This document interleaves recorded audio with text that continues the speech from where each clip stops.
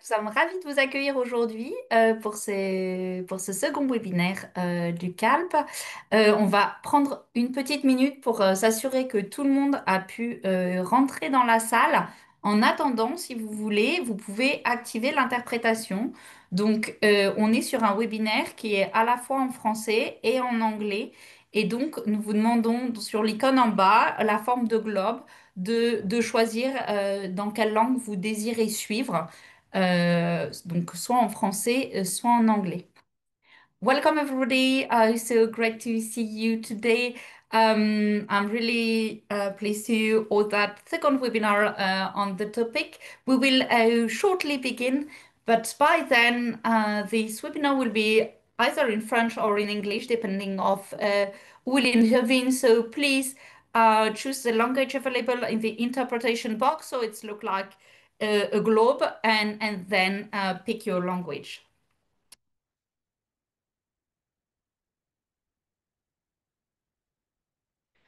Bonjour à tous. Je vais lancer ce webinaire que j'ai la chance de vous accueillir aujourd'hui autour de ça. Donc, avec mon collègue Mirko, qui est le représentant régional pour le CALP en Afrique de l'Ouest et du Centre. On est sur le deuxième webinaire sur l'utilisation des transferts monétaires dans les contextes opérationnels complexes. Et du coup, on part ensemble pour 1 heure et demie de webinaire. Euh, c'est en fonction de la langue que vous voulez suivre, vous pouvez choisir encore une fois en français ou en anglais pour tout ça. So, everybody. Please do use the interpretation function if you need it. So it's at the bottom of your screen, it's on the globe. The webinar will be in French and in English, and I will be hosting today with my colleague Mirko who is a regional representative for Western Central Africa for the CALP network. So really happy to have all of you.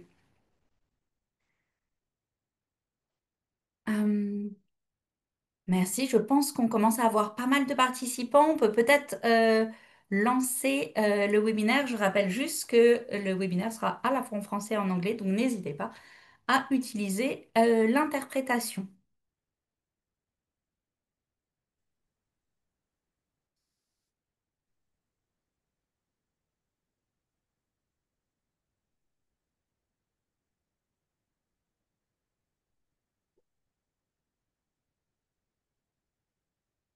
Donc nous partons sur un webinaire qui va durer 1 heure et demie. Nous sommes donc ensemble pour les 90 prochaines minutes. On vous demande d'avoir effectivement les micros coupés tout au long afin qu'on puisse bien entendre les présentateurs et les panélistes. Ce webinaire sera enregistré et il sera partagé par la suite. Vous le trouverez sur le site du CALP. Et on rappelle à tout le monde de pouvoir bien parler lentement pour pouvoir avoir le temps de traduire du côté des présentateurs. Et du côté de l'audience, nous serons ravis d'avoir vos questions. Si vous pouvez les soumettre plutôt sur la petite box Q&A, questions. Nous serons ravis d'essayer d'y répondre durant le panel. N'hésitez pas aussi à utiliser le chat pour vous présenter mais aussi pour réagir au cours de nos présentations. Slide suivante, s'il te plaît, Sophie. Donc aujourd'hui, on a un agenda assez conséquent avec un grand nombre de présentations de qualité. Donc on devait avoir un mot d'ouverture de FCDO on attend de voir si la connexion est bien établie. Ensuite, Mirko, donc le représentant régional, va nous faire une petite revue de ce qui s'est été discuté durant le premier webinaire, sinon vous n'aviez pas eu la chance de vous joindre à celui-là. Ensuite, on va avoir des présentations de Karkara au Niger avec Mahaman et de Fact Foundation au Nigeria avec Emmanuel, qui vont chacun nous présenter le travail qu'ils font dans ces régions, dans ces pays, pardon. Et enfin, on va avoir une discussion en panel pour pouvoir répondre à toutes vos questions, évidemment, et voir comment ça peut se passer. Enfin, on fera un petit wrap-up de tout ça au niveau du CAP Network. Hop, slide suivante, s'il te plaît, Sophie. Donc, les intervenants du jour avec qui on a la chance d'avoir, donc on a Maman Mourtarla, qui est le chargé de programme Migration et Urgence humanitaire à l'ONG Karkara. Il est titulaire d'un master en gestion de projets politiques et pratiques de développement à l'Institut des hautes études internationales pour le développement de Genève. Et il dispose de plus de 16 années d'expérience dans la gestion et la coordination de projets humanitaires et de développement, notamment dans la programmation de transferts monétaires, contexte d'urgence et de développement. Et on a aussi en présentateur Emmanuel Elam Attam, qui est le directeur exécutif et cofondateur de l'organisation à but non lucratif Fact Foundation au Nigeria. Il est expert en suivi, évaluation, redevabilité et apprentissage. Et il a longtemps travaillé pour Impact Initiative au Nigeria avant de cofonder Fact Foundation. Et ça, c'est pour nos présentateurs. Et enfin, on a en mot d'ouverture, on a la chance d'avoir Léa Gaffney, qui est la conseillère en développement social pour le gouvernement britannique pour le Sahel. Elle est responsable des questions relatives à la protection sociale, au genre et à l'analyse de la pauvreté. Et elle travaille depuis 15 ans dans ce secteur, auparavant à Londres, au Bangladesh, en Inde et en Zambie. Et Léa, je te laisse donc la parole.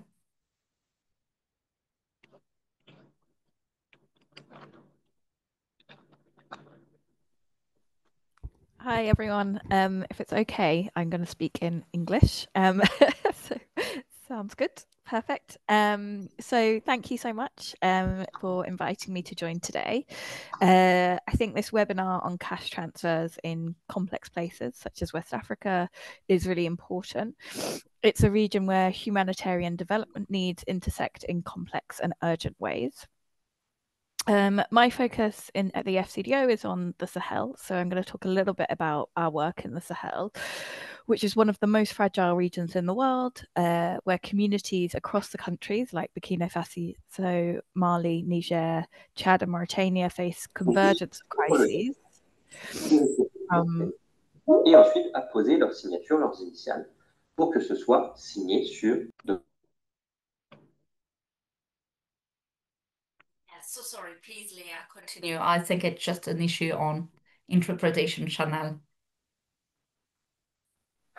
Great, I'm back. Okay, so convergence of crises from armed conflict, forced displacement, food insecurity, and climate shocks.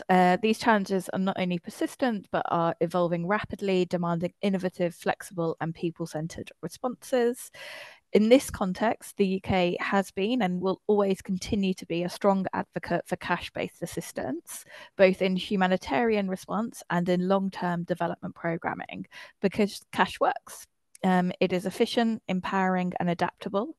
It allows individuals and families to make choices that reflect their own priorities, whether that's buying food, accessing healthcare, paying school fees, or investing in livelihoods. Through initiatives like the Sahel Regional Fund, where the UK has committed over 33 million in recent years to support local and international partners to deliver life-saving aid and sustainable solutions. This includes for protection services, family planning, and humanitarian assistance, with a strong emphasis on local ownership and community engagement. However, the UK's commitment goes beyond emergency response. It also extends to building long-term resilience through social protection systems. One of the most significant contributions in this space is the UK's support to the Sahel Adaptive Social Protection Programme, a multi-country initiative designed to help governments in the region build shock-responsive, climate-resilient social protection systems. SASP is helping countries to develop tools and infrastructure needed to scale up during crises, while also laying the foundation for inclusive and sustainable development. It reflects the UK's broader vision of linking humanitarian assistance with development goals, ensuring that cash transfers are not just a temporary lifeline, but a stepping stone towards long-term sustainability and self-reliance. Of course, Both of these approaches are not without its challenges. Security risks, limited infrastructure, political sensitivities, and concerns about targeting and accountability all pose real obstacles. We've seen this in Burkina Faso, where cash transfers were suspended in certain regions due to fears of diversion and lack of coordination. These issues underscore the importance of robust safeguards, transparent systems, and strong partnerships. Despite these hurdles, the UK continues to champion cash transfers because the evidence is compelling. Research shows that cash assistance is preferred by most recipients, stimulates local economies, and can be delivered more cost effectively than traditional aid. It is a tool that respects dignity, promotes autonomy, and supports resilience.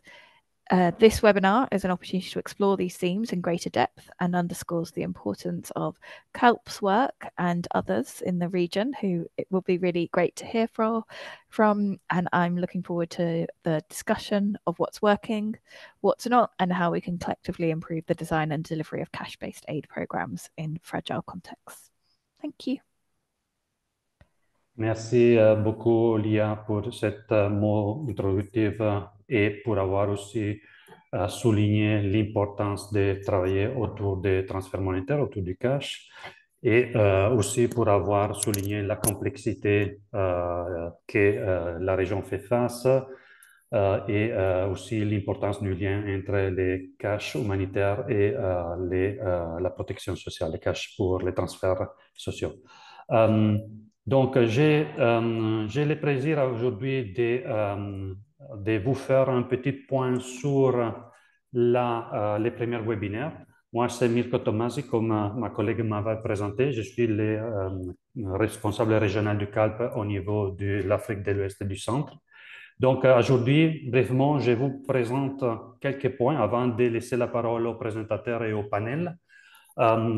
Quelques points qui sont ressortis de la présentation du premier webinaire. Donc, le premier webinaire est très vraiment concentré sur l'analyse des barrières administratives, donc des restrictions, des réticences à l'utilisation des transferts monétaires, notamment par certaines autorités, comme aussi Lia a déjà cité.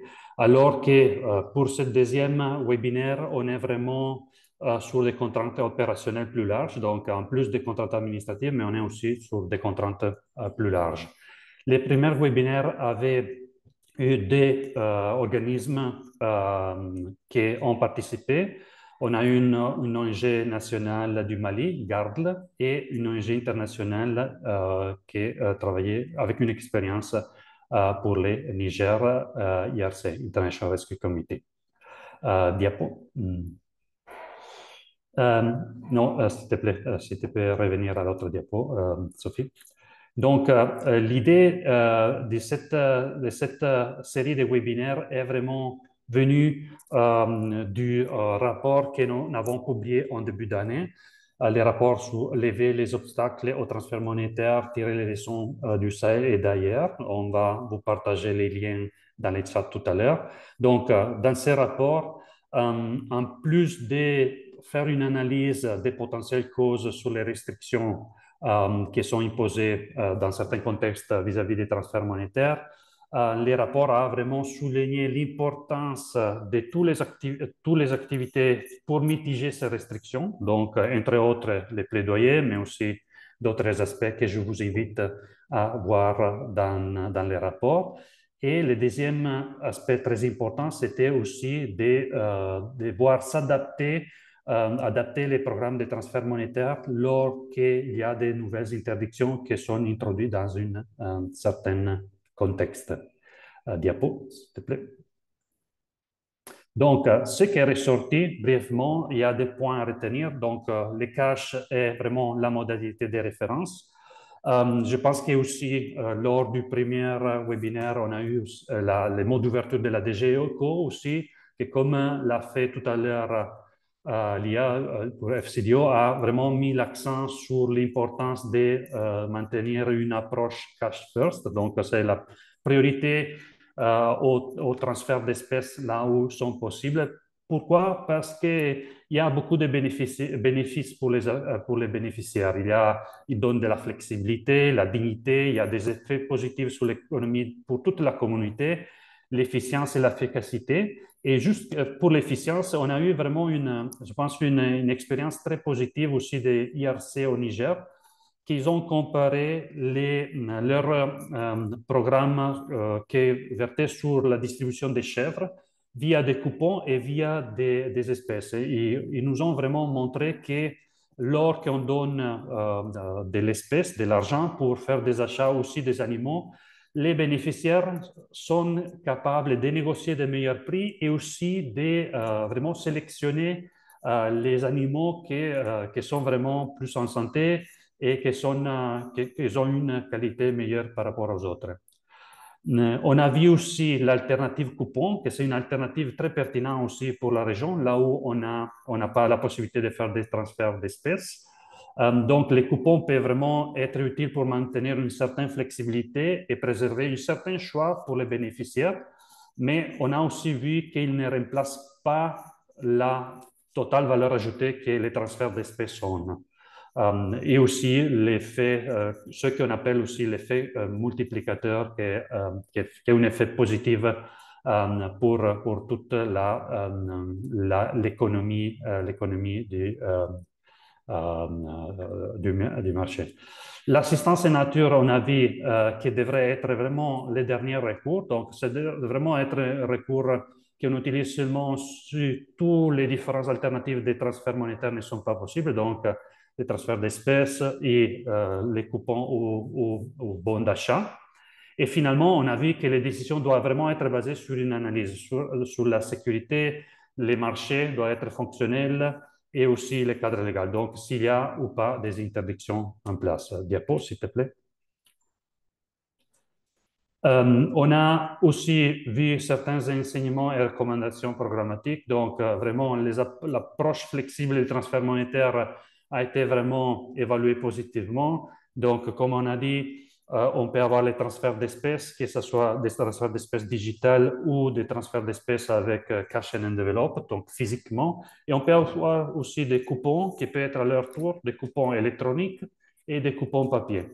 On a vu aussi que la préparation est vraiment un aspect très, très capital.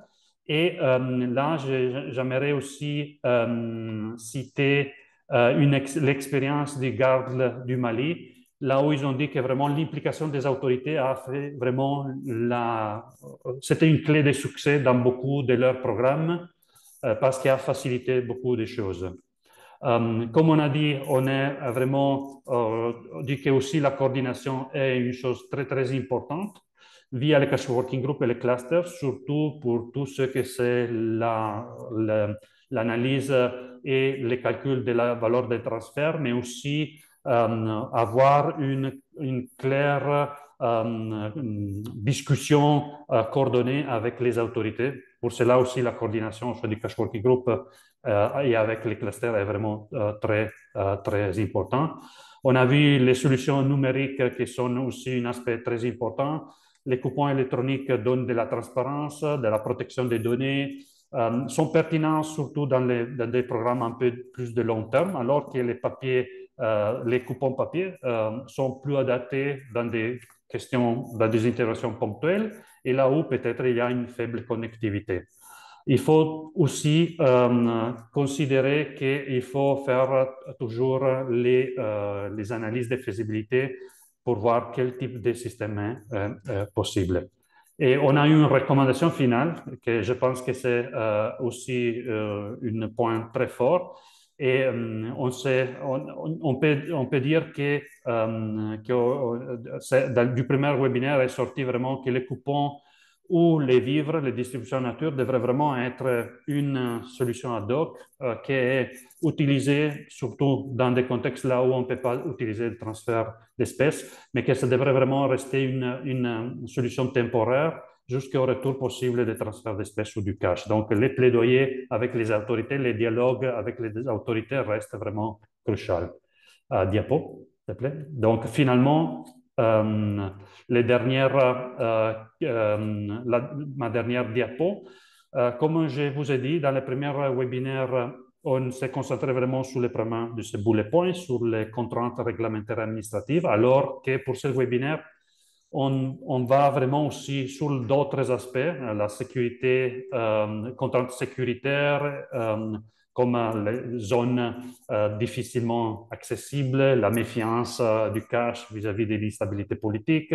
On va aux questions opérationnelles et techniques avec la couverture faible des prestataires financiers ou là où les infrastructures numériques ou électriques ne permettent pas une distribution aussi utilisant tout ce que c'est électronique. On va sur on peut analyser aussi les aspects de coordination, acceptation et aussi les aspects macroéconomiques et financiers. Donc, là où il y a des problèmes d'inflation, instabilité des prix et aussi des problèmes de liquidité. Voilà, avec cela, je voudrais arrêter cela, la présentation de mon pain et je vais donner la parole à le collègue Mahman Murtala de l'ONG Karkara pour la première présentation. Mahman, à toi la parole. Merci. Ok, merci Mirko. Bonjour chers tous. En tout cas, merci pour cette opportunité que vous nous donnez de présenter l'expérience de l'ONG Karkara en matière de transfert monétaire. Je rappelle que l'ONG Karkara est l'association nigérienne pour la dynamisation de l'initiative locale, qui est une organisation nationale et qui est créée en 1992 au Niger. Et depuis 2010, Karkara a eu à mettre en œuvre beaucoup de projets sur les questions de transfert monétaire. Diapo. Euh, Comme vous le connaissez, au Niger, nous vivons dans un contexte assez complexe et la complexité de ce contexte fait que, bon, nous vivons non seulement l'insécurité alimentaire dans pratiquement toutes les régions et la récurrence aussi de ces crises fait en sorte que chaque année, chaque 2 ans, il y a les crises en lien avec les mauvaises campagnes agricoles et aussi la question d'insécurité. Nous sommes pratiquement sur plusieurs fronts avec la partie Tifa où nous avons la zone du lac Tchad, la crise de Boko Haram. Au niveau de la région de Maradi, la frontière avec le Nigeria et aussi au niveau de Tawa, la frontière avec le Mali et l'Algérie. Sans oublier la région de Tilaberi où nous avons la zone des 3 frontières. Ça aussi, c'est des fronts sur lesquels nous travaillons. Et cela a beaucoup de conséquences, notamment les déplacements forcés de population. Nous travaillons avec beaucoup de déplacés internes auprès desquels nous apportons des assistances en termes de cash et de vivres. La contrainte, comme vous le savez, c'est cette contrainte d'insécurité et ce faible accès humanitaire que nous avons, où il y a des difficultés pour accéder à certains sites, avec surtout cette rareté de financement que nous enregistrons tous. Et là aussi, il y a la question des besoins qui sont vraiment besoins d'assistance qui est assez rapide et flexible. Là, je parle surtout du cash. Le cash transfert permet vraiment d'avoir une certaine assistance qui est assez flexible pour les communautés et aussi la rapidité pour transporter ces ressources et les apporter aux communautés. Diapo. Pourquoi nous faisons les transferts monétaires?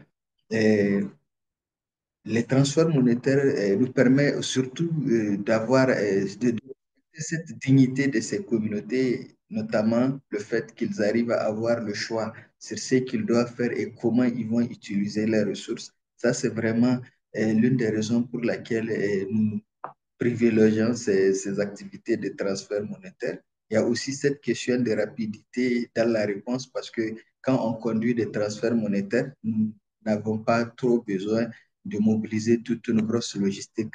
Ça, c'est en tout cas quelque chose qui est assez reconnu par l'ensemble des acteurs et des raisons pour lesquelles nous les menons.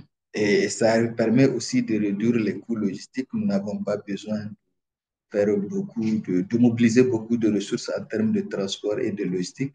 Et ça favorise aussi cette dynamisation des marchés parce que dans toutes les zones où nous travaillons, quand il y a eu distribution de cash, l'une des choses que vous constatez, il y a une grande dynamique autour des marchés parce que les bénéficiaires, ils arrivent à aller dans les marchés pour aller se procurer de ce qu'ils peuvent avoir comme besoin. Et cela, c'est vraiment quelque chose qui est assez important à souligner, cette question de dynamisation des marchés.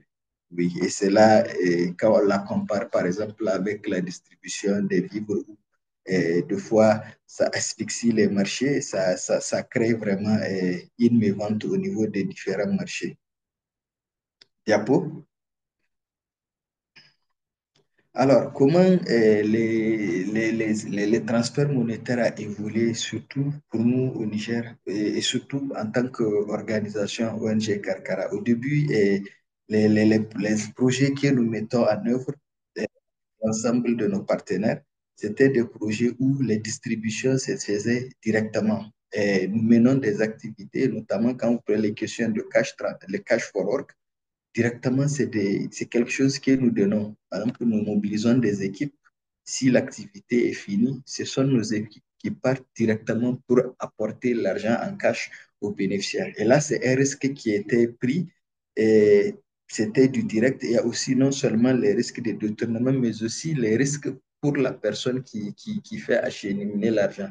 C'est vrai aussi que dans le temps, quand on prend dans les années 2010, il y a pas beaucoup de problèmes d'insécurité, mais que le risque, en tout cas, y est.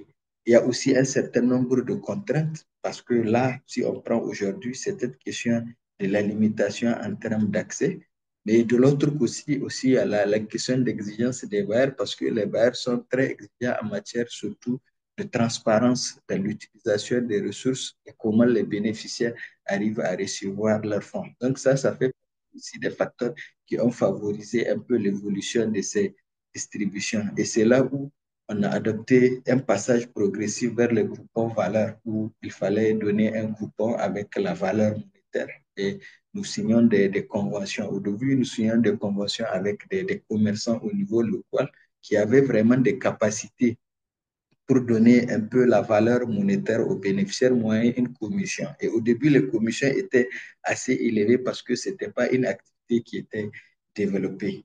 Et là, actuellement, nous avons commencé à utiliser surtout les bons d'achat avec une liste prédéfinie des articles essentiels. Nous le faisons principalement, par exemple, avec le PAP. Si vous prenez aujourd'hui au niveau de la région de Tilaberi, c'est des activités que nous sommes en train d'expérimenter. Dans la zone de Ayeru, la zone de Tilaberi, c'est des zones dans lesquelles nous sommes en train d'expérimenter cette activité avec les bons. Nous travaillons avec des commerçants. Et à travers ce genre d'action, nous avons tous des avantages. Le commerçant, il a comme avantage de se mettre à règle pour vis-à-vis de l'État. Et nous, en tant que partenaire, nous avons aussi d'autres avantages, notamment la facilité pour que l'assistance continue à être apportée à ces communautés qui sont dans les besoins. Et là, on a comme résultat le maintien de la dignité de ces bénéficiaires et aussi une meilleure traçabilité parce que c'est plusieurs acteurs qui se mettent ensemble pour conduire ce genre d'activité. Diabo.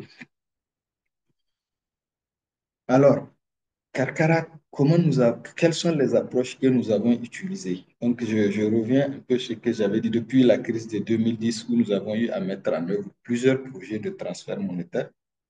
Donc, il y avait des projets qu'on a eu à mettre en œuvre avec des conditionnalités et des non-conditionnalités, notamment des activités de cash for work et aussi des bourses que nous donnons aux filles adolescentes. Là, nous le faisons principalement avec le programme alimentaire mondial et nous le faisons vraiment dans l'ensemble des régions du Niger où les filles, après 3 mois, et nous leur apportons des bourses. Et là, c'est vraiment du cash direct pour leur permettre, pour les encourager à continuer à fréquenter les écoles. Maintenant, de l'autre côté aussi, il y a tout ce qui est cash for work que nous avons eu à mener avec beaucoup d'autres partenaires.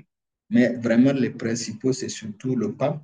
Nous avons eu à le faire avec un projet financé aussi par l'Union européenne à travers l'identification d'un certain nombre de communautés où nous faisons des activités de cash for work avec eux dans le cadre de Nexus, des projets aussi financés par DFID qui est UKED actuellement, OFDA qui était devenu IHE et SIDA. Donc, nous avons en tout cas depuis 2010 jusqu'à aujourd'hui travaillé avec beaucoup de partenaires pour lesquels nous avons eu à mener beaucoup d'actions de transfert monétaire. Maintenant, après, il y a les questions des vouchers que nous avons eu à faire sur aussi beaucoup d'autres projets avec plusieurs partenaires au niveau aussi du Niger.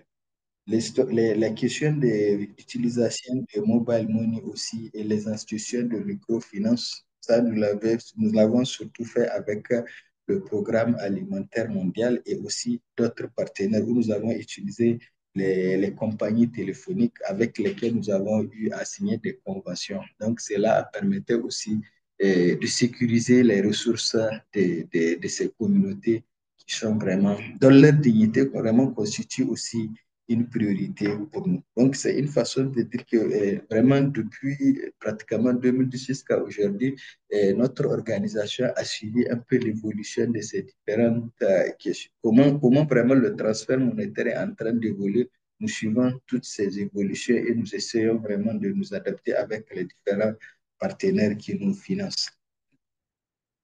Diapo. Alors, comme on a eu à le dire, nous avons ici pas mal d'expériences que nous avons évoquées où nous avons mené des distributions directes avec les bénéficiaires, avec tout ce qu'il y a comme contrainte en termes de risque et l'exigence aussi des bailleurs. Parce que là, en termes d'exemple, nous avons par exemple pu à conduire certaines activités où nous sommes obligés, si on prend le cas du ciblage, de faire un ciblage, par exemple, délocalisé. Au lieu de faire un ciblage directement auprès des différents villages, la situation sécuritaire nous incite à venir, à faire venir les bénéficiaires dans des zones plus sécures. Et là, à ce niveau, ça peut causer d'autres soucis avec les bailleurs. Parce que des fois, quand nous prenons des engagements auprès de bailleurs pour faire le ciblage, nous disant que bon, le ciblage va être fait à telle localité. Mais après, on se rend compte que ce n'est pas possible. Maintenant, il y a un choix. Est-ce que bon, nous allons abandonner ces communautés ou bien nous allons faire des ciblages? Donc, à travers des discussions, nous arrivons à revenir et à dire aux communautés de venir à une zone assez sécure pour pouvoir faire le ciblage. Et là, en termes de cas concrets, nous avons bénéficié d'une visite d'un bailleur qui est arrivé où les bénéficiaires lui disent qu'on les a fait déplacer euh, pour bénéficier du ciblage.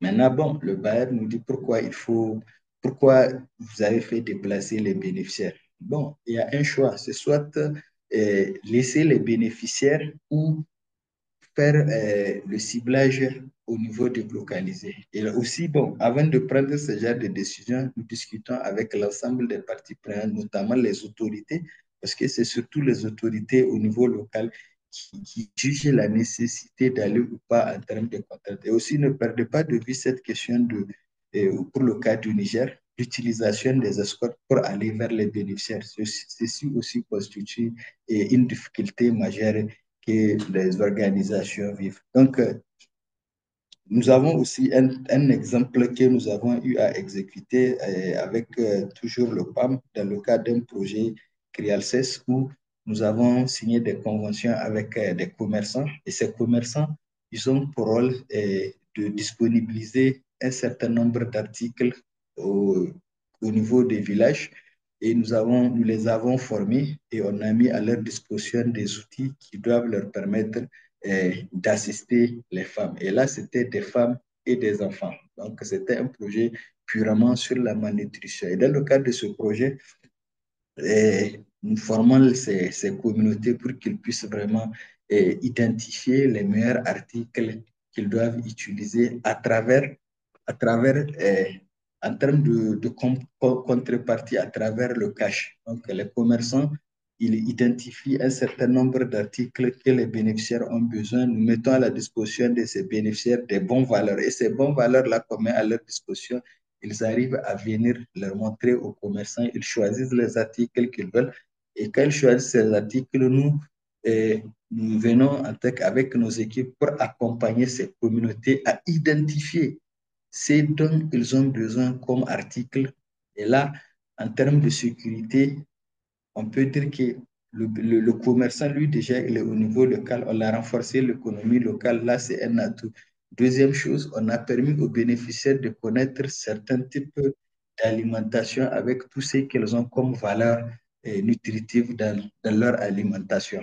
Et cela leur permet aussi d'un autre côté, parce qu'il faut toujours regarder les effets multiplicateurs des interventions. Et aussi, ils se mettent à la règle vis-à-vis de l'État et aussi on a renforcé l'économie locale. Donc tout ça, c'est vraiment pour montrer l'importance d'injecter du cash au niveau des communautés.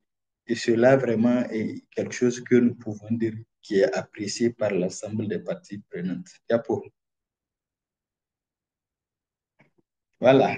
Les défis que nous rencontrons, c'est des défis qui sont liés vraiment au contexte. C'est la question des zones qui sont sans couverture réseau parce que de nos jours, de plus en plus, quand tout ce que nous faisons, surtout avec l'ensemble de nos partenaires, nous utilisons les technologies. Par exemple, s'il faut utiliser des outils comme un POS avec lesquels nous faisons des transactions, là où il y a des problèmes de téléphonie, des fois, la synchronisation prend un peu du temps. Donc, on peut y avoir ce qui est déphasage et aussi la question des risques sécuritaires pour les bénéficiaires. Parce que non seulement pour les bénéficiaires, mais aussi pour les équipes, parce que les équipes, ils doivent aller rencontrer les bénéficiaires, discuter avec eux et remonter les informations, surtout si on dit on doit faire un programme de transfert monétaire, il faut faire un ciblage. Et le ciblage nécessite d'aller rencontrer ces communautés et discuter avec eux. Malheureusement, l'un des grands défis, c'est la question sécuritaire. Et si on prend par exemple le cas du Niger, cette question d'exigence d'escorte, ça ne permet pas vraiment à l'ensemble des partenaires de pouvoir aller là où ils veulent, quand ils veulent et comme ils veulent. Mais aussi cette faible inclusion financière aussi des femmes, parce qu'au niveau de certaines zones, les femmes n'arrivent pas à avoir assez de ressources pour leur permettre de faire des injections d'argent. Et je peux aussi donner un exemple, par exemple, parmi un peu les intérêts que je devais parler de ce cash, il y a des personnes à qui on a eu à mettre à disposition des fonds en termes de cash. Avant, ils recevaient des livres, mais après, ils recevaient du cash. Et ce cash-là qu'ils recevaient leur permettait vraiment de diversifier en termes d'économie d'autres actions. Nous avons des femmes, rien que cette semaine, des femmes qui ont eu à recevoir des ressources qui leur ont permis d'acheter des tourions pour faire d'autres activités. Alors que le cash qui était mis à leur disposition était destiné vraiment à subvenir à leurs besoins de base. Donc, ils ont pu faire des économies et acheter des veaux pour continuer à faire des petites AGR au niveau communautaire. Maintenant, cette pression sociale aussi en termes de partage de cash, donc les questions de redistribution, c'est aussi des situations que nous vivons avec les communautés sur lesquelles aussi beaucoup d'actions sont en train d'être menées. Diapo. Voilà. En termes de leçons apprises, ce que nous pouvons dire surtout au niveau du ciblage, donc il y a la question du ciblage participatif et sensible au genre avec l'implication des parties prenantes quand on fait un travail avec l'ensemble des acteurs, nous arrivons vraiment à avoir de très bons résultats. Le partenariat fort avec l'ensemble des acteurs, notamment les acteurs télécoms, parce que nous utilisons les télécommunications pour travailler, et aussi les IMF. Donc, il y a aussi cette synergie entre acteurs humanitaires et secteur privé. Donc, nous arrivons à inciter les secteurs privés à comprendre l'importance de l'humanitaire. Donc, c'est vrai, leur objectif, c'est de maximiser leurs profits, mais ils arrivent à comprendre le besoin d'appuyer les communautés qui sont dans les besoins. Ça aussi, c'est quelque chose qui est assez positif. Il y a aussi une meilleure coordination avec les acteurs humanitaires parce que avec ce genre de cadre, ça permet vraiment de savoir qui fait quoi et comment et aussi les différentes formations et encadrements qui ont permis vraiment aux bénéficiaires d'acquérir des connaissances pour maximiser leurs avantages dans les AGR. Parce que les ressources qu'on met à leur disposition, même si c'est pour satisfaire les besoins de base, ils arrivent vraiment à développer des AGR comme l'exemple que j'ai eu à donner. Diapo. Merci beaucoup. On va s'arrêter là. Ça fait déjà plus de 2 minutes qu'on a dépassé le temps. Donc, à moins que tu résumes vraiment en quelques secondes cette dernière diapo. C'est la dernière diapo. Donc, c'est juste Allez, vraiment vite, les vite. recommandations. Les recommandations, elles sont claires. C'est vraiment renforcer l'inclusion sociale, diversifier les modalités, capitaliser et partager les bonnes pratiques. Mais surtout, surtout, continuer à faire les plaidoyers. Merci. Merci beaucoup. On va maintenant, merci pour cette vision du Niger. Je ne vais pas prendre de temps à reprendre les différents points. Effectivement, on voit quelque chose qui est très complexe sur le terrain, avec beaucoup de transferts monétaires qui ont été mis en place et donc avec vraiment des possibilités. Je vous laisse, et encore merci pour tous ces exemples, je vous laisse poser vos questions dans le chat ou dans la boîte Q&A. Et Mahaman reviendra pendant le panel pour intervenir. Et maintenant, je laisse la parole à Emmanuel qui va présenter son expérience du Nigeria aussi dans un cadre avec beaucoup de challenges.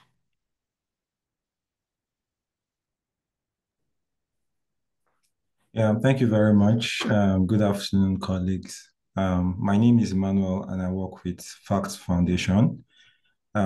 Facts Foundation is a Nigerian research organization. We focus on research, learning, and we do a lot of GIS work as well. A couple of months ago, we were engaged by the Ministry of Health in Nigeria to do mapping across all of the northwestern states. So if you're familiar with Nigeria, you know the Northeast is the most popular region in terms of the humanitarian situation, and of recent, unfortunately, some of these issues have been moving to the Northwest. So we were in the Northwest to do a mapping activity for the Ministry of Health in Nigeria. And whilst we were there, we decided to include some research. We decided to do some research work.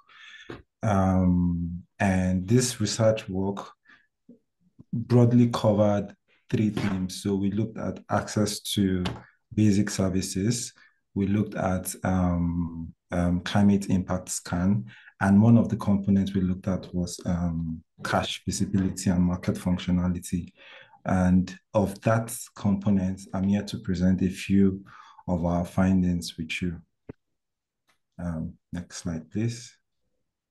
So, as I mentioned already, so if you're familiar with the northwest of Nigeria, you know it's currently facing a complex mix of armed conflicts together with displacement, economic instability, with rising humanitarian needs across most of the communities.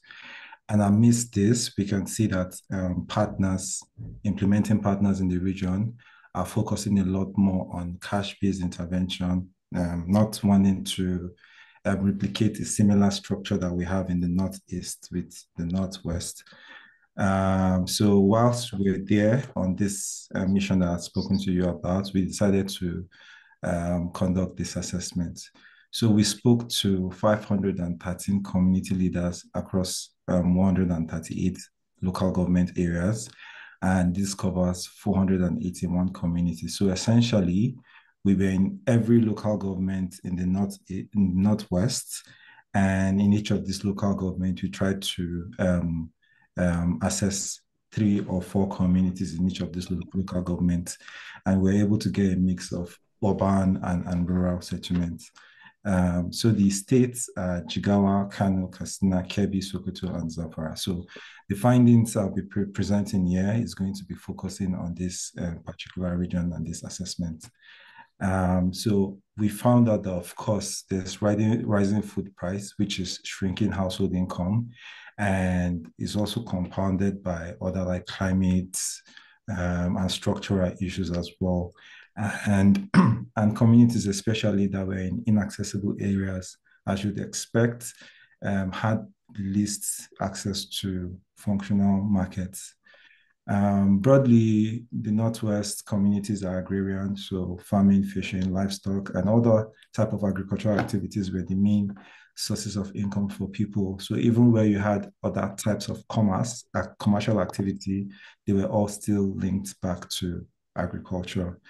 And of the key informants or the respondents that we spoke to, they reported only about 4% of households were part of any type of social protection program. So our assessment also showed that most communities, over 85% of communities, had access to a functional market. And for this assessment, we defined a functional market as where people can access essential items safely and at reasonable prices. So now we are going to move on to the key findings. As I mentioned already, for this conversation, I think what is relevant for this conversation is two of those findings. My colleague will drop the link for the main reports in the chat so that you can go and look at the other things we have in there. Yeah. So overall, as you would expect, cash was the predominant modality preference. So we asked communities, so in the case of an emergency and you need support, how would you prefer the support to come, in what form? And overwhelmingly, cash was the most predominant. You can see that in-kind had only less than 8%. And then also very significant is communities telling us they want a mix of both cash and in-kind and other forms of modality. And you can understand this, especially given the context there. So you're talking about a fragile context with security issues, infrastructure, access issues, and even macroeconomic issues like inflation, influences people's preferences. So in this instance, cash only might mean they might not get items they want from their local market, or inflation might erode the value of that cash only very quickly. So these are all kind of the reasons we got for community preference. Just zooming in a bit more, you see that Sokoto specifically had the highest share of people wanting cash only. And again, this is all tied to the reasons I've mentioned above. Next, please. The next finding we want to discuss, which to us is very relevant to the conversation we are having today, is one of the questions we asked about the means of receiving and transferring money. Yeah, that is tied to financial access. So we asked the community what was the most common means of receiving and transferring money available in their community. And predominantly and overwhelmingly, it was POS. So POS is point of sale. These are electronic ways, agents that receive and transfer money using an electronic device that is connected to the internet. They're able to hold some amount, reasonable amount of cash, and community members come to them to get cash. And in the region, this is primarily driven by fintech companies and not your conventional banks. And why was this predominant? Because it offered proximity, it was close to the people, speed, and most of these POS agents are community members that people already know. There's that trust. So it really, really helped. Yeah. On average, your conventional bank or ATM was only reported to be available in about 10 to 15% of the communities that we assessed. So this tells you how dominant these POS agents are. People also use a lot of cash in hand, especially for small items or routine purchases. And quite interestingly, cooperative society and traditional savings system was not reported as much. It was very, very little. Again, this is also an opportunity for any cash program to leverage on. Next slide, please. Yeah, so zooming deeper into these POS agents, the role they play and how it can be leveraged. So these POS agents, as I've mentioned already, are widespread and available in both rural and urban areas. They provide quick access to cash with strong community trust. So what we found was that a lot of these POS agents are also vendors selling other items. But you also have scenarios whereby you have people where you have a case where POS was their only business, and they were local, they were based in the community, so there was a lot of trust. Yeah, people could, even if transaction failed, they could come back on a later time and all of that. So that's one real advantage it has. And then, yeah, proximity, since the conventional banks and ATMs were far away from people, yeah, POS was closed, so it reduced travel time, distance, and all the associated risk. But unfortunately, there are some limitation. And one which you'd expect is liquidity challenge. Yeah. So again, these are small vendors. If you want to scale up and do a large scale cash program in these communities, how are they able to cope? Are they able to support this? Do they have the liquidity? These are some of the limitations. And then it's very dependent on mobile connection. Yeah. And in a lot of these areas, in a significant portion of these areas, mobile penetration and mobile internet penetration is still very, very, very low. So that's a limitation. So the next is exposure to risk. Of course, there's always that risk of theft, extortion, and roadblock. Now, how can we leverage this in our programming? So we have this widespread network of cash providers, basically, that are currently serving as the anchor for financial transactions in most of those communities. If you're going in with any cash intervention, I think it's quite reasonable for us to think around how we can leverage on these opportunities. Yeah. And one of them is to partner with this POS network.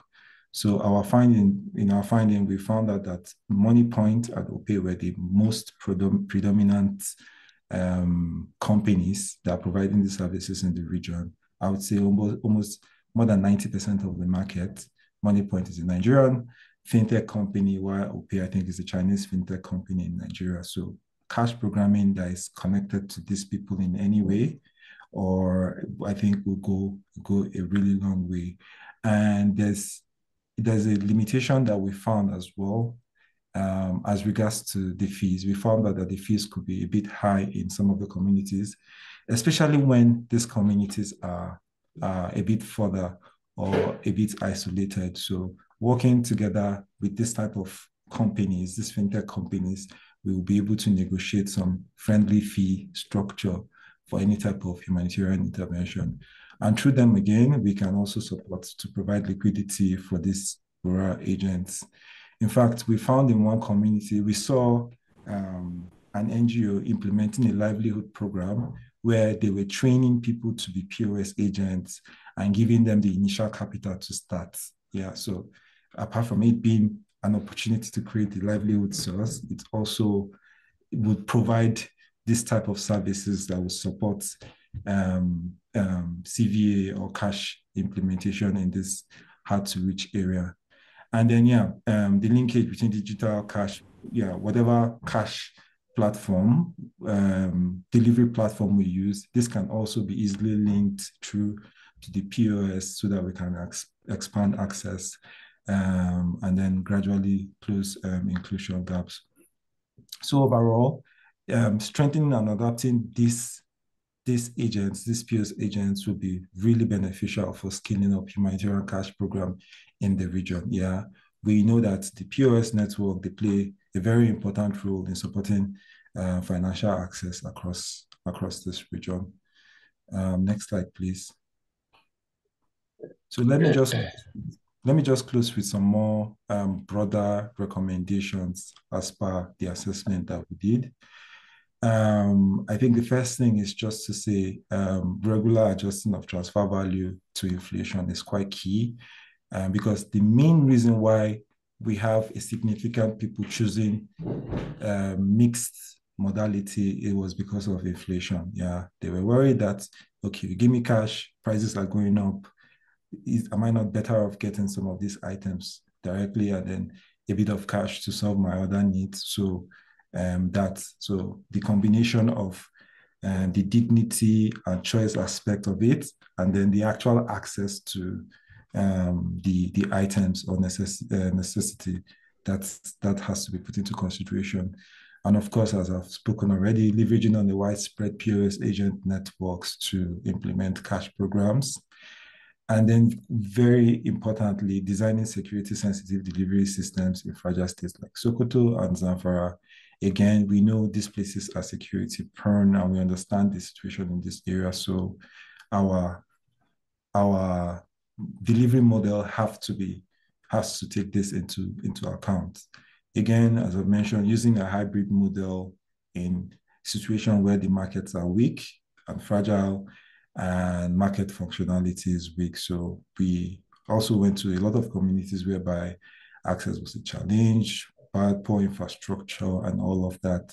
And I had mentioned poor mobile and internet penetration as well. So in those kind of contexts, relying fully on cash might not be feasible at this point. So a hybrid model might work best in those scenarios. And then investing in digital inclusion and protection sensitive programming. And then this is kind of like the last recommendation as per the research side of things. If we want to do future research in this particular region, some of the things that we can focus on is transfer value indexing, which is quite key. And then also research around the optimal use of CVA to respond in complex settings. Yeah. So these findings are part of like a broader research. So unfortunately, we couldn't go deeper into the cash feasibility and market functionality issues that I'm sure would have been all be excited to hear in this presentation. Currently, we're exploring avenues to expand this assessment and make it more regular and routine. But yeah, this is the key findings we are able to present in this meeting. And finally, just to say, Fact Foundation, we a research organization based in Nigeria, and we do a lot of this type of large scale assessments. My colleague will be dropping the link to our website. You can see all the support we provide in Nigeria. I'll stop here for now and I'll be able to take all of your questions or comment during the plenary session. Thank you, Anova. Thank you so much, Emmanuel. So much thing to unpack, and it was great to see, despite the very challenging environment, that you are still a lot of question on design, that you are doing research on it, and it's a lot of clapping coming also to you at the moment. So yeah, please stay with us. We will need you for the panel discussion. Already have quite a lot of questions on that in the chat, in the Q&A box.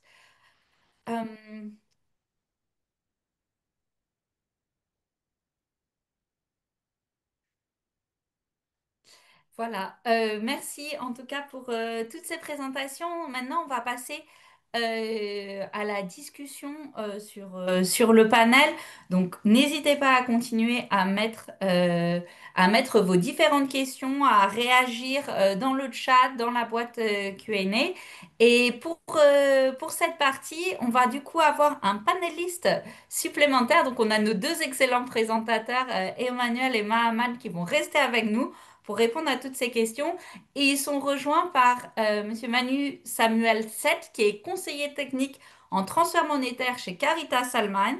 Et il est responsable technique du Cash Working Group du nord-est du Nigeria. Il a plus de 8 ans d'expérience dans cette région du monde et a relevé divers défis humanitaires et de développement. Et pour animer ce panel en tant que facilitateur, on est ravis d'avoir avec nous Lionel Ouedraogo, qui est expert en transfert monétaire multisectoriel avec plus de 20 ans d'expérience dans la sécurité alimentaire, la protection sociale et le relèvement économique. Il est formateur certifié au CALP et ancien co-lead du groupe de travail sur les transferts monétaires au Burkina Faso. Actuellement, Lionel est conseiller technique régional sur les transferts monétaires pour la FAO en Afrique de l'Ouest et du Centre. Et je lui passe maintenant la parole. Merci Lionel. Merci beaucoup. Merci une fois de plus à nos brillants présentateurs Mahaman et Emmanuel. Je ne reviendrai pas sur leur présentation, étant donné que le temps est très limité, mais juste un mot pour dire que Mahaman a su présenter effectivement le travail important que fait l'ONG Karkara au Niger, avec plusieurs années d'expérience en matière d'utilisation opérationnelle de la modalité transfert monétaire en situation difficile. Il a justifié l'importance de transferts monétaires en contexte d'urgence et difficile, et il a aussi expliqué l'évolution de l'utilisation de la modalité pour s'adapter bien sûr à l'évolution du contexte local. Et il a aussi présenté les défis auxquels ils sont confrontés avec évidemment des solutions pour s'adapter. Emmanuel, dans sa présentation, en tout cas, nous a présenté des résultats d'une étude très importante au nord-ouest du Cameroun, une étude de faisabilité pour voir la possibilité de faire les transferts monétaires en contexte difficile. Et l'étude a fait un focus sur les mécanismes où ils ont fait allusion à l'utilisation des points de vente et comme mécanisme approprié, pas approprié comme possibilité de mécanisme dans les transferts monétaires en contexte difficile. Il a présenté les résultats qui révèlent la possibilité de continuer l'utilisation du cash dans cette région du Nigeria avec des recommandations pour pouvoir mieux encadrer l'utilisation donc de la modalité. Merci à vous deux pour vos brillantes présentations. Alors maintenant, on va commencer le panel et on a le plaisir d'avoir avec nous Seth qui n'a pas eu l'opportunité de présenter, mais à qui nous allons donner quelques minutes comme introduction pour qu'il puisse partager avec nous ce que fait l'ONG Caritas au Cameroun et en même temps pour ouvrir le panel. Donc, Seth, si tu es prêt, je te donne 3 minutes pour ton mot introductif. À toi.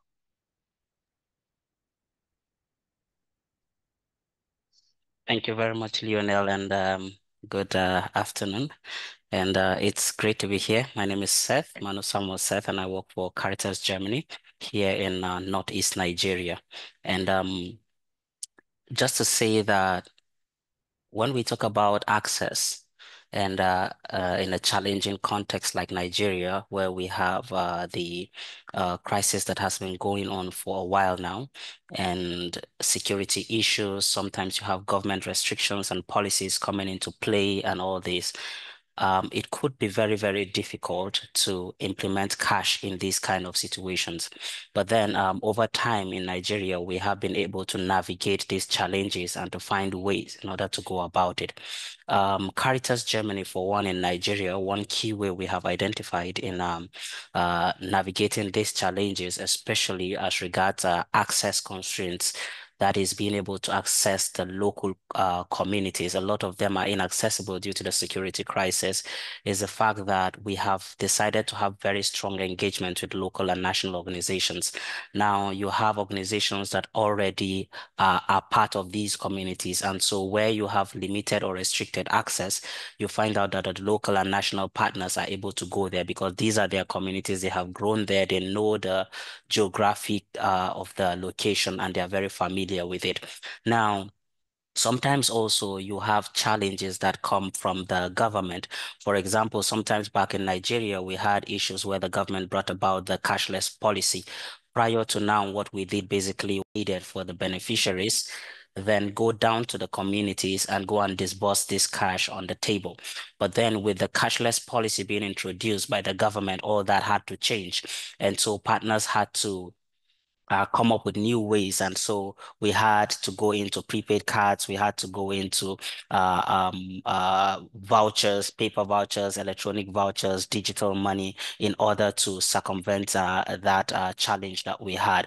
But then one key thing also that is very, very important is that we also, through the Cash Working Group, have established a very good relationship with the government. And so we are able to sit with the government and discuss some of these challenges. For example, during the cashless policy, when we had issues with cash disbursement, we were able to secure a waiver from the government to allow humanitarian actors to still be able to move cash to support the people that are in need. So these things are very, very important. Now, another strategy that we have also adapted as Caritas Germany is that when we look at cash programming, we also think the future, because it's not all about having access now. Will the access still be there tomorrow? And will the access continue? And so one thing we have tried to do is to link our interventions with the social protection systems of the government. Now, in doing so, you are planning for sustainability. And so you have a system whereby once you are done with your work, the access is long lasting. And so, for example, you could decide to do cash interventions through prepaid cards, right? Now, but the challenge with that is that when the organization pulls out, you find out that it pulls out with its access. So, but when you are implementing, you make use of the immediate access you have while working towards a more sustainable access, then it helps you a lot, such that even if your organization is no more implementing in those locations, you find out that other partners that come in are able to build on what you have established to continue with it. And so we always encourage partners, for if we go into locations and we're doing cash programming, while we do those cash programs, we try to ensure that the population there are banked. We ensure that they have access to the conventional banks in those locations. And we also ensure that we work with the local structures. When Emmanuel was talking earlier, he made mention of the point of sale operators, the POS operators. Now, unfortunately, in a lot of communities in Northeast Nigeria, you would not have financial institutions there, and access to cash is very limited. And then, unfortunately, the people are not a banked population. And so when you go there, they also do not have bank accounts. So a lot of times the way you are able to navigate this is by using those structures, especially the POS. They are always in those little communities and people are able to have access to them. So you leverage on them and make use of them. Now, one particular thing also that I have found very important to the work that Caritas Germany does is its engagement with the community, because sometimes the access or the barrier is coming from within the community itself. You find out that there are certain power holders within the community that serve as barrier for the community people to access funds, because they want to benefit in monetary terms from the interventions. Now, we have had such challenges, but with engagement with the community, proper community engagement, dialogue, and communication, two-way communications, we have been able to overcome these challenges. So definitely there are challenges. There are a lot of challenges, both in terms of security, both in terms of administrative, both in terms of communication, both in terms of access to services. But then when you sit down and look at the situation, you are able to come up with innovations like we have done. I would put a pause here, and I am hoping that as we continue in the conversation, wherever you have questions, I would be able to address them. Thank you very much. Merci beaucoup, Ketch, pour ta brillante intervention. Alors, je voudrais rappeler à l'ensemble des auditeurs que nous avons reçu plus d'une centaine de questions au moment donc des inscriptions, et on a également reçu beaucoup de questions en direct ici dans le chat box. Ça dénote vraiment de l'intérêt que vous avez de la thématique, mais en même temps, on voudrait aussi signaler le défi de prendre en compte les préoccupations individuelles. Nous avons essayé d'identifier quelques questions qui pourraient être, selon nous, d'un intérêt global pour l'ensemble des auditoires que nous allons adresser aux panélistes. Mais comme on le dit, la 90 minutes d'entretien que nous avons aujourd'hui. Ceci étant, ma première question va s'adresser à Emmanuel. On entend parler effectivement du point de vente dans la galaxie des mécanismes de transfert monétaire, mais ce n'est pas évident que ce mécanisme soit courant pour tout le monde. Est-ce que tu peux nous dire, en fait, en français facile, comme les gens aiment à le dire, en mots faciles, qu'est-ce qu'on entend par point de vente parmi les mécanismes de transfert monétaire en contexte humanitaire? Yeah, thank you very much, Daniel. So doing our research in the Northwest specifically, we found out that in almost all the communities that we visited, there was point of sale. So point of sale, point of sale they are service providers that use an electronic device to receive and then transfer cash. Yeah. And this was led mostly by fintech. And why this worked really well in most communities that we went to was because there was mobile connectivity and internet connectivity.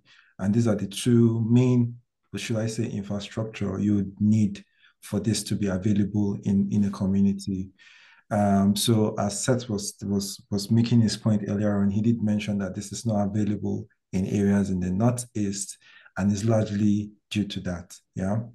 The unfortunate thing is this point of sale are available across most of the communities, but the communities where we had the least, should I say, availability of point of sales are communities that have been directly impacted by a security incident. So where you have communities that were receiving internal displaced people mostly had point of sales agents available in those communities, but communities that were directly impacted by a security incident, we discovered that those communities did not have point of sale. And again, these attacks come with destruction of infrastructure and all of that. So to frame it broadly, point of sales agents are individuals basically that help that in the community collect and transfer cash, which we can leverage for any cash programming. But unfortunately, in a situation where there's security challenge that affects these two infrastructure, mobile connection and mobile internet connection, then it's difficult, and you typically would not find them in those areas. Yeah. Merci beaucoup, Emmanuel, pour cette clarification. Si tu permets, on va toujours rester avec toi pour une deuxième question. Les résultats de votre évaluation ont révélé que, en termes de préférence, les communautés préfèrent la modalité cash et aussi la modalité, en fait, disons, la modalité mixte, cash et en nature, à proportion presque égale. D'après vous, pourquoi la préférence ne s'est pas focalisée uniquement sur le cash, sachant que c'est la modalité la plus non restreinte et la plus flexible en termes donc de choix de dignité et de préférence des bénéficiaires? Okay, the number one reason we got was inflation. If you're familiar with Nigeria and the current context, we have, say, 38 to 40% inflation.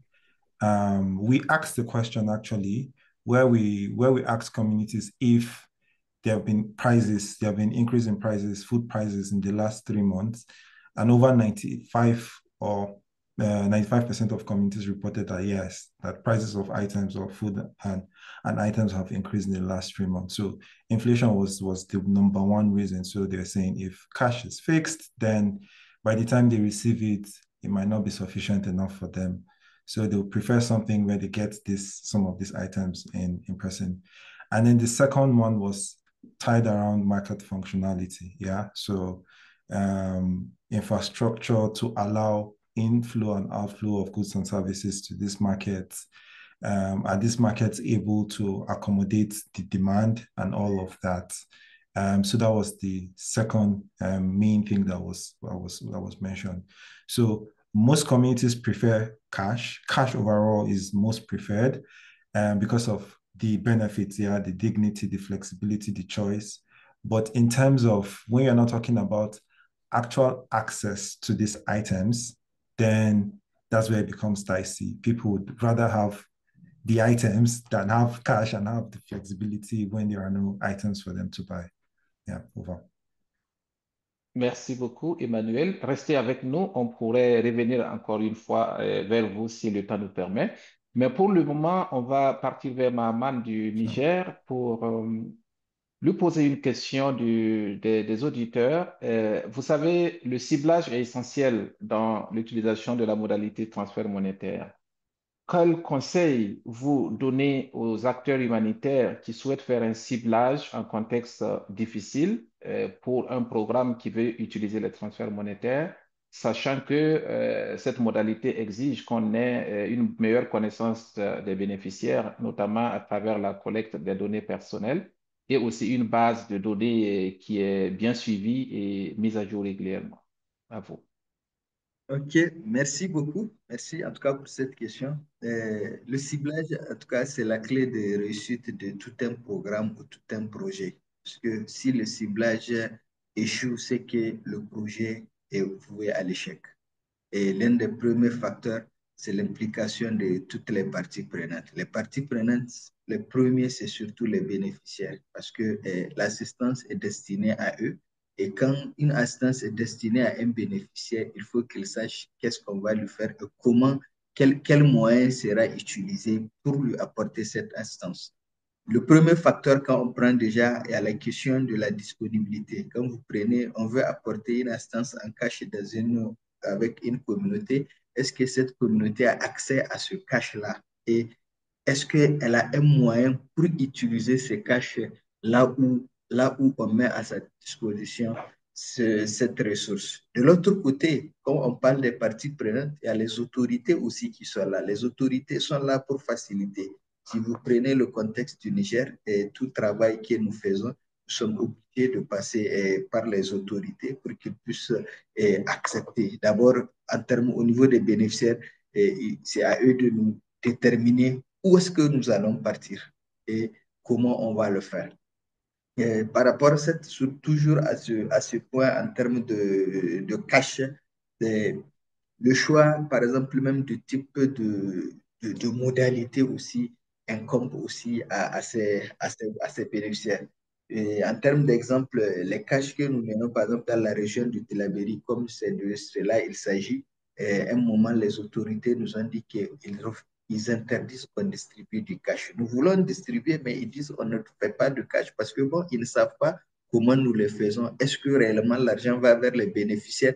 Est-ce que l'utilisation qui est faite de cet argent-là, elle est rationnelle? Et nous avons mené beaucoup de démarches auprès de ces autorités pour leur faire comprendre que nous avons fait un bon ciblage avec l'ensemble des parties prenantes, notamment les représentants des autorités, que eux, ils ont mis à notre disposition, les autres acteurs, donc représentants des communautés, les bénéficiaires et aussi les partenaires. Il y a aussi cette question aussi de ségrégation en termes de tâches. Par exemple, nous, par exemple, nos organisations, nous sommes là pour mobiliser les communautés, pour les accompagner.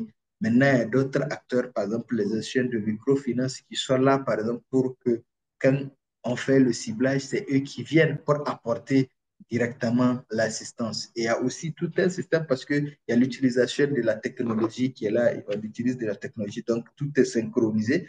Dès qu'on fait la distribution directement, même le bar a la possibilité de voir. Donc, il y a vraiment toute une question de transparence et d'implication de l'ensemble des parties prenantes. C'est là vraiment la réussite. Donc, de bout en bout, impliquer l'ensemble des parties prenantes pour qu'on puisse avoir un bon résultat. Voilà ce que je peux dire à résumer.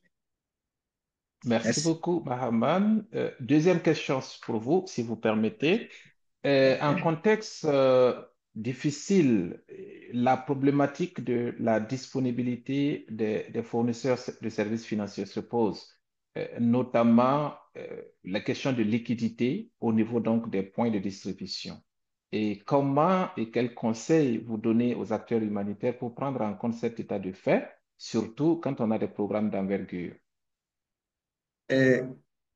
On va toujours parler du cas du Niger. On a vraiment eu à avoir plusieurs expériences. J'ai eu à les dire un moment, nous utilisons les commerçants parce qu'on essayait d'avoir la capacité des commerçants au niveau local où on signait des conventions avec eux et ils servaient de relais.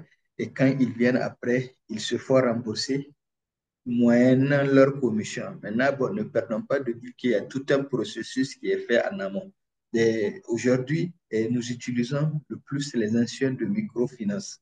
Et comme vous l'avez dit, malheureusement, il y a beaucoup d'institutions de microfinance qui n'ont pas de représentation au niveau de certaines localités. Parce que c'est eux qui ont, comme vous parlez d'envergure, c'est eux qui ont les grandes capacités à mobiliser des ressources et des équipes à beaucoup de niveaux. Et il y a des petites institutions de microfinance qui sont là, mais eux, leur problème, c'est qu'ils n'ont pas de grandes capacités. Mais ce qui se fait, par exemple, dans la réalité, quand on a des institutions de microfinance qui sont de grandes envergures, qui ont des grandes capacités, ils arrivent à mobiliser des équipes partout où le besoin se fait sentir pour que l'assistance soit déroulée. Et je parle d'exemple de notre organisation qui travaille beaucoup avec le PAM. Nous faisons ça en même temps, par exemple, dans plusieurs régions et nous travaillons pratiquement avec les mêmes institutions de microfinance qui ont des grandes capacités pour mobiliser au même moment beaucoup d'équipes et on arrive vraiment à gérer les actions vraiment ensemble. Et ça aussi, comme j'ai eu à le dire, c'est vraiment le renforcement de la communication avec l'ensemble des parties prenantes, une très bonne planification ensemble, on arrive vraiment à résoudre les problèmes. Et aussi l'implication des autorités parce que nous travaillons dans des États, nous sommes sous la coupe des autorités. Donc, tout ce que nous faisons, si nous impliquons les autorités, nous communiquons avec eux et nous parlons entre nous, nous pouvons vraiment relever l'ensemble des défis. Voilà ce que je peux donner comme contribution. Merci. Merci beaucoup, Marban. On vous demande de rester avec nous et on pourrait revenir vers vous si le temps le permet. Pour le moment, nous allons aller vers Caritas Cameroun 7. Le contexte humanitaire et surtout l'utilisation de la modalité cash aujourd'hui est marqué par des velléités, si vous voulez, de restriction ou de suspension par les autorités.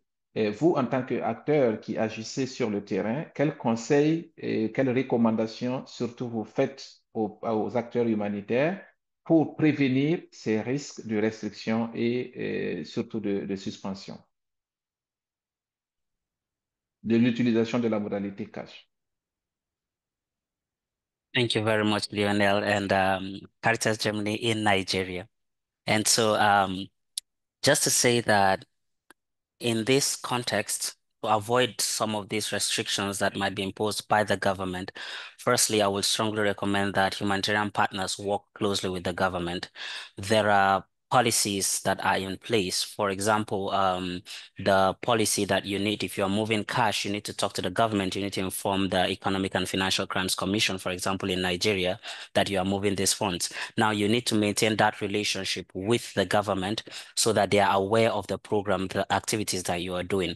Now, for areas where there is difficult access because of security concerns, it's also very important that you engage with the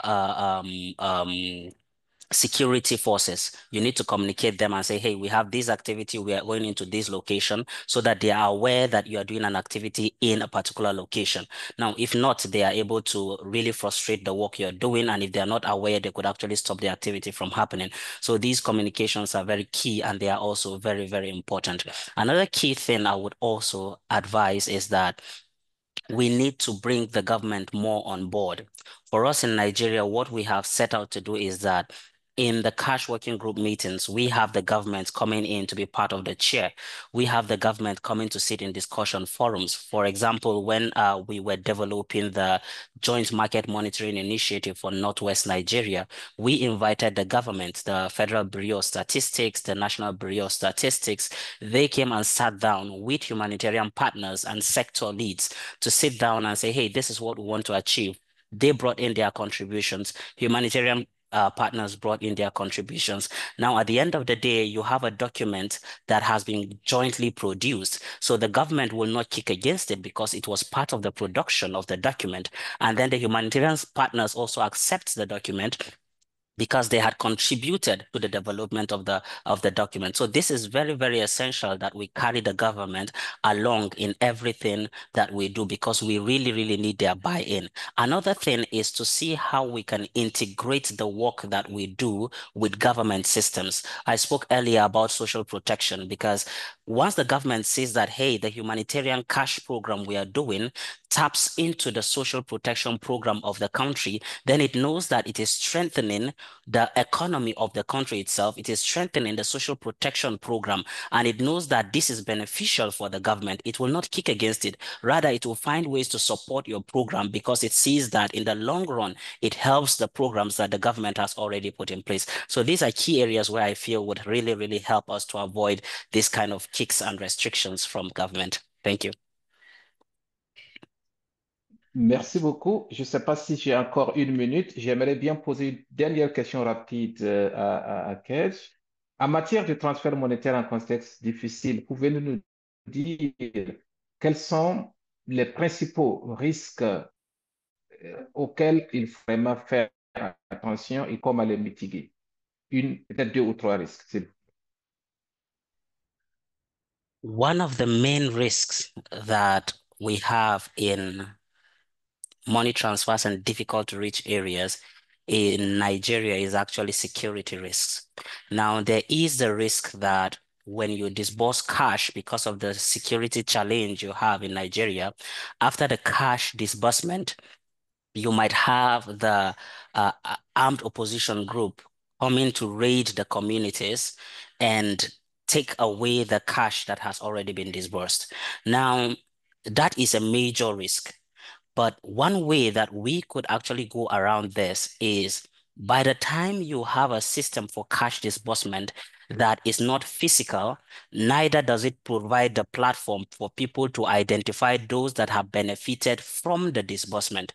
For example, you're able to connect your beneficiaries with financial institutions. They become banks, they have access to bank accounts.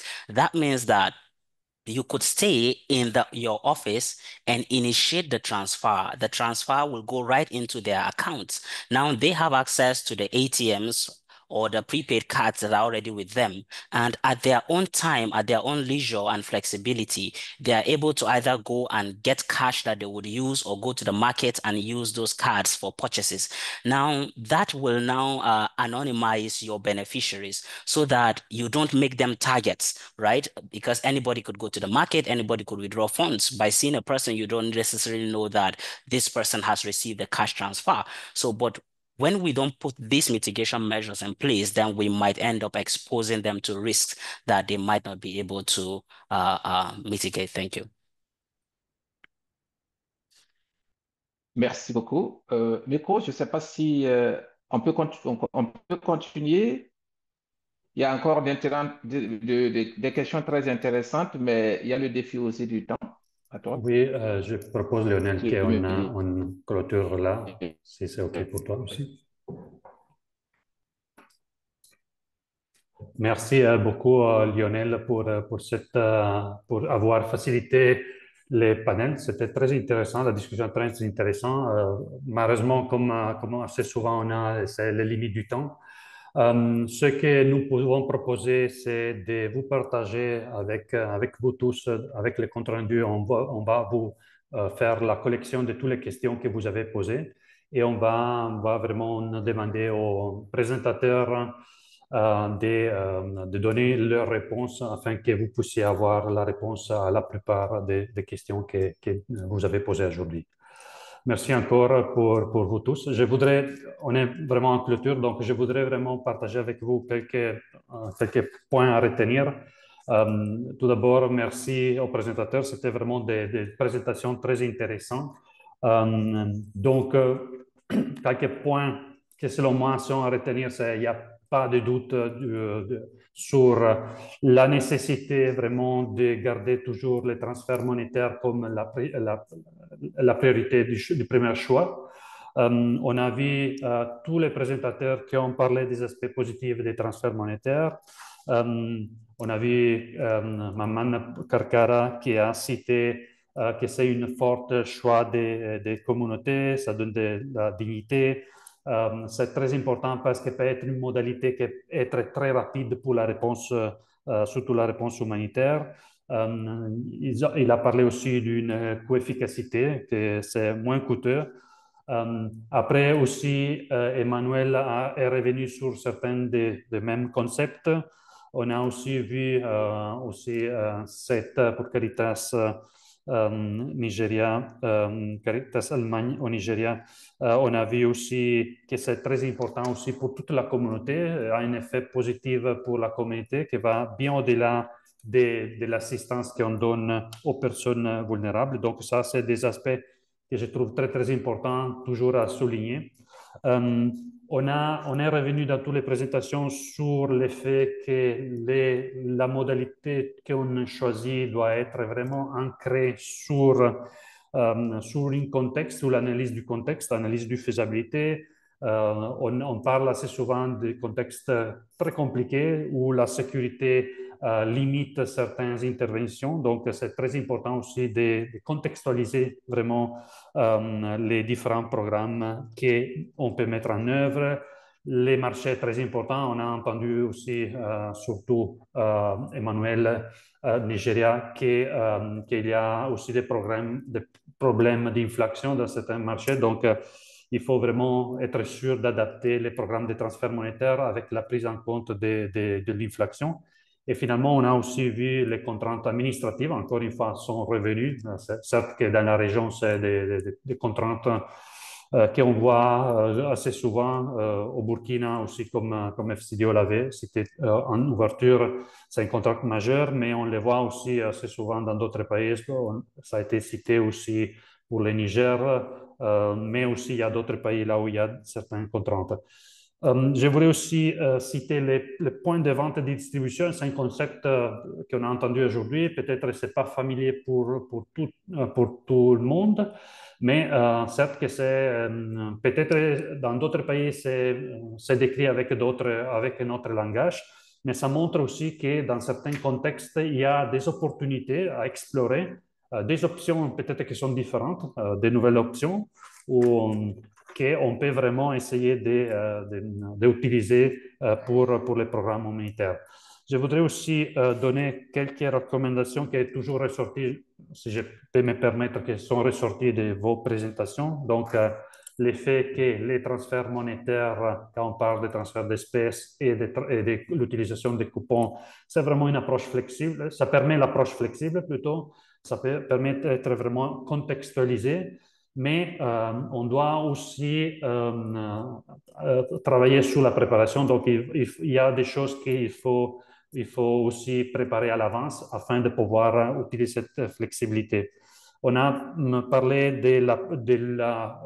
du problème de la coordination, en relation avec les autorités. C'est là aussi bien souligné l'importance vraiment de bien se coordonner. Même aussi Maman Karkara dit, c'est important vraiment d'avoir de bonnes relations, de bonnes collaborations avec les autorités. Même les forces de sécurité. Dernièrement, on avait aussi échangé avec des acteurs au Cameroun, qui là aussi, ils ont eu des dialogues avec les forces de sécurité parce que finalement, ils peuvent aussi ralentir la mise en œuvre de certains programmes de transfert monétaire. Et finalement, je dirais aussi, les plaidoyers, c'est aussi un concept qui est revenu aussi aujourd'hui. Donc, c'est très important vraiment de manière transversale, que c'est en lien aussi avec les rapports et la collaboration avec les autorités. Trouver vraiment des canaux pour toujours bien communiquer et des fois aussi trouver un argument différent pour convaincre aussi et sensibiliser les autorités. Voilà, c'était quelques points que je voulais souligner. Je voudrais aussi vraiment revenir et remercier tous les présentateurs. Je voudrais remercier Lia pour FCDO pour avoir donné son mot d'ouverture, mais aussi Maman pour Karkara, Emmanuel pour FACT Foundation et Samuel pour Caritas Allemagne. Et un grand merci aussi à Lionel pour avoir accepté de co-faciliter les panels. C'est aussi pour avoir aussi une vision aussi de la co-facilitation différente. Merci aussi à mes collègues qui peut-être ne sont pas visibles, qui nous ont aidés à organiser ce webinaire. Et merci aussi à vous tous et à toutes pour avoir interagi toutes vos questions en enregistrement et aussi que vous avez posées aujourd'hui. Donc, on va essayer, comme on a dit, de répondre à la plupart des questions. Et finalement, avant de vous dire au revoir, juste vous dire qu'on va partager les notes, on va mettre les notes du webinaire en ligne avec aussi les présentations. Et on va vous les partager aussi avec les questions et on enverra tous les notes et les contenus aussi à tous les participants de cet webinaire aujourd'hui. Voilà, je vous remercie encore une fois. Et donc, cet webinaire était le deuxième de cette série. Donc, la série du webinaire sur les transferts monétaires et un contexte compliqué est terminé là, mais on est toujours à l'écoute de voir si on peut organiser d'autres événements qui peuvent être intéressants pour toute la communauté de l'Afrique de l'Ouest central. Je vous remercie encore une fois et je vous dis bon reste de journée. Merci beaucoup. Merci beaucoup. À bientôt.